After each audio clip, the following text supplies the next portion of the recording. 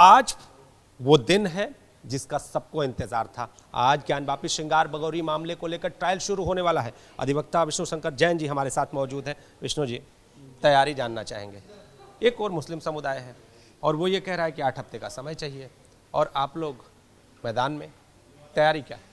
तैयारी तो हमारी हमेशा ही रहती है, पर हम चाहते हैं कि हम मुस्लिम भाई भी हमारे और मुस्लिम पक्ष भी तो कुछ तैयारी करे, क्योंकि अभी तक इस केस को यहाँ तक लाने में हमारा क्या केस है, क्या एविडेंस है, क्या हिस्ट्री है, क्या इसकी स्पिरिचुअल रिसर्च है, क्या इसमें लीगल रिसर्च है, हर एक चीज़ पे हमने अपनी बात कोर्ट में भी रखी है, आप लोग के सामने भी रखी है। तो अब उम्मीद यही है कि मुस्लिम पक्ष भी अपना जवाब दे, बताए कि भाई ये वफ़ कैसे है, वफ़ नंबर 100 कैसे है, औरंगजेब ने बनाई कि नहीं बनाई, वफ़ बाय यूज़र है कि है, क्या भी जो भी उनका स्टैंड है हर एक चीज़ रखें। मस्जिद कैसे तामील हुई, कब तामील हुई, किसने बनाई, ये सारे जो मूलभूत प्रश्न हैं उसका जवाब दे। पर मुस्लिम पक्ष इसका जवाब देने के बजाय अभी टाइम मांग रहा है 8 हफ्ते का। 8 हफ्ते बाद इलाहाबाद हाईकोर्ट जाएगा, इलाहाबाद हाईकोर्ट में कहा गया प्रोसीडिंग स्टे कर दी जाए।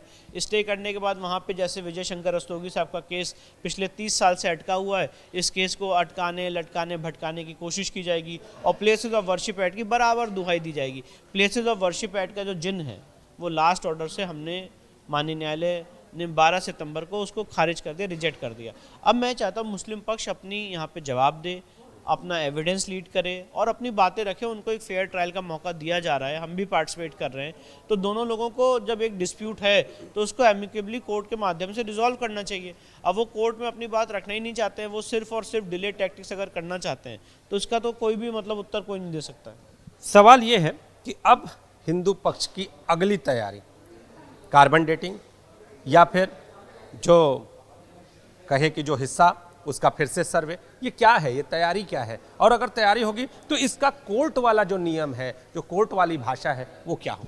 देखिए, कोर्ट वाली भाषा यही है कि आज मुस्लिम पक्ष का जवाब नहीं आया है। लास्ट ऑर्डर में माननीय 12 सितंबर को माननीय न्यायालय ने उनको स्पेसिफिक रूप से डायरेक्ट किया था कि वो अपना जवाब कोर्ट के सामने दाखिल करें।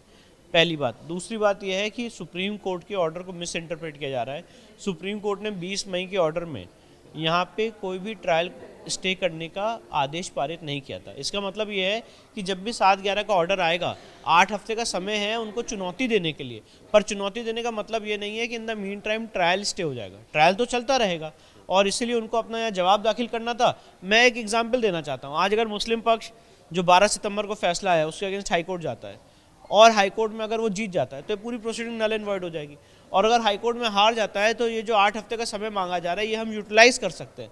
इसलिए हमेशा हमें एज अ पार्टी उस तरफ बढ़ना चाहिए जहाँ पे कोर्ट का टाइम ज़ाया ना हो। अगर आज वो अपना रिटर्न स्टेटमेंट फाइल करते हैं और साथ ही साथ अपील भी फाइल करते हैं हाईकोर्ट में, अपील या रिवीजन जो भी उनकी लीगल एडवाइस दी गई है, तो ये 8 हफ्ते का समय बचता, लोग आगे बढ़ते, लोगों के सामने और क्लैरिटी आती। पर इसको करने के बजाय वो क्या कह रहे हैं कि 8 हफ्ते का हमें समय दिया जाए, तो इसके खिलाफ हमारा विरोध है। तो विरोध कैसे करेंगे? जिस तरह से आपका आरोप है कि इस जो मामले को कहीं ना कहीं डिले करने का प्रयास है, तो आप इसकी अपील क्या कोर्ट के सामने इसको रखेंगे कि इस तरह की चीज़ों को बढ़ावा ना दिया जाए, या जो सुप्रीम कोर्ट के आदेश का हवाला दिया जा रहा है उस आदेश को कहीं ना कहीं दिग्भ्रमित कर रहा है मुस्लिम पक्ष, इस तरह की कोई अपील भी करेंगे? क्या अर्जी भी देंगे? देखिए, मैं तो वकील हूँ, तो अगर मैं विरोध करने का मेरे पास एक ही ज़रिया है, अपनी कलम और अपने पेपर्स कोर्ट के सामने रखने का। तो मानी सी जानी हुई बात है कि अपनी बात हम कोर्ट के सामने लीगली रखेंगे और कैसे सुप्रीम कोर्ट के ऑर्डर को मिस इंटरप्रेट किया जा रहा है उसकी बात रखेंगे। और साथ ही साथ जो और भी यहाँ पे आज एप्लीकेशंस हैं इसमें पार्टी बनने की, उन सारी एप्लीकेशंस को रिजेक्ट करने की मांग करेंगे। और साथ ही साथ आगे आने वाले जो केस में 80G वगैरह की एप्लीकेशन है उसको देने का भी काम करेंगे। विष्णु जी, इस केस में हमने देखा कि कुकुरमुत्ते से बहुत सारे लोग, बहुत मतलब इसको हम दूसरी भाषा में अगर कहें तो कई लोग इस केस में अलग अलग माध्यम से उसमें जुड़े हुए हैं।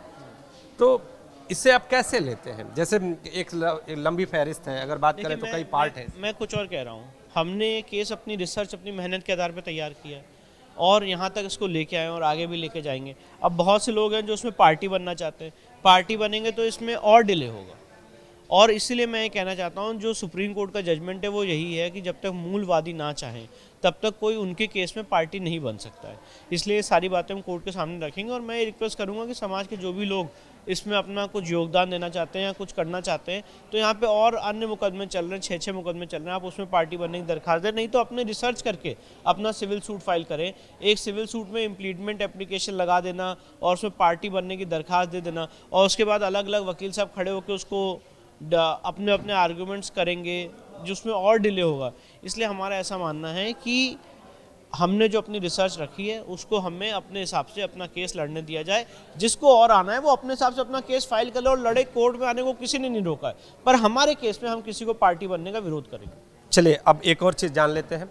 आज जब कोर्ट में बहस शुरू होगी या कोर्ट में जब अपनी बात रखेंगे, कौन कौन सी चीज़ें, कुछ बिंदु? देखिए, मैंने बताया सबसे पहले जो 8 हफ्ते का समय मांगा गया उसका हम विरोध करेंगे, जो लोगों ने इसमें पार्टी बनने की दरखास्त दी उसका हम विरोध करेंगे, और साथ ही साथ जो 80G की हमने एप्लीकेशन फाइल की थी वहाँ पे दीवार को हटाने की, उसका हम उसको परस्यू करेंगे कि वो एप्लीकेशन कोर्ट उसको अलाउ करे और जो एक और कमीशन जारी होना है वो कमीशन जारी किया जाए। तो आज का दिन अहम है, इंतज़ार है उस वक्त का जब दोनों पक्ष के अधिवक्ता कोर्ट रूम में मौजूद हों। कैमरामैन विशेष के साथ नीतीश कुमार पांडे, एबीपी गंगा, वाराणसी।